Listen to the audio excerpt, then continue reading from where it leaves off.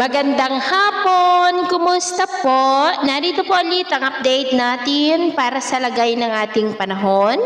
Ngayong hapon po ng June 29, 2026. Sa ngayon po ay lumakas na ang sama ng panahon na nasa silangan ng Visayas at nasa layo na po ngayon ng 243 km east ng Giwan, Eastern Samar.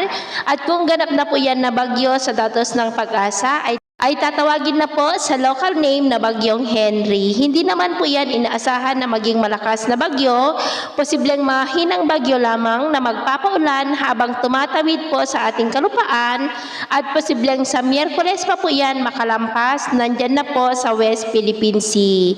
At posibleng mamayang gabi ay maglandfall na po yan sa vicinity ng Eastern Visayas o Bicol Region. Samantala po, maliban sa sama ng panahon, nasa loob po ng ating area of responsibility ay nananatili pa rin na may isa pa na LPA sa malayong silangan at kung titingnan po natin sa ating long range forecast ay kikilos po yan palapit sa far habang unti-unti na lumalakas at posible ulit na maging malakas yan na bagyo na muling hahatak at magpapalakas ng habagat at kung makapasok po yan sa ating area of responsibility sa susunod na linggo ay tatawagin po sa local name na Bagyong Inday. At sa lagay ng ating panahon, ngayong hapon ay nakakaranas po ng maulap na kalangitan with isolated rains ang ilang bahagi ng Ilocos Region, Cordillera, Zambales, Bataan, Bulacan, ilang bahagi ng Metro Manila, Cavite, Batangas, Laguna, southern part ng Quezon, Camarines Sur, Albay, Catanduanes,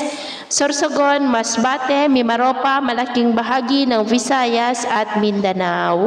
At mamayang gabi po, may mga isolated rains pa rin sa ilang bahagi ng Ilocos Region, Cordillera, Pangasinan, Tarlac, Zambales, Bataan, Cavite, Batangas, Camarines Sur, Albay, Sorsogon, Catanduanes, Masbate, Mindoro, Romblon, Palawan, Western Visayas, Central Visayas, Samar Island at malaking bahagi po ng Mindanao. Kaya mag-ingat po tayo sa mga banta pa rin ng mga pagbaha at pagguho ng lupa. At sa atin naman pong mga baybayin, wala naman na po tayong nakataas na anumang gale warning signals, pero bayong pag-ingat lamang po kung papalaot tayo para po mas makaiwas sa mga sakunang pangkaragatan.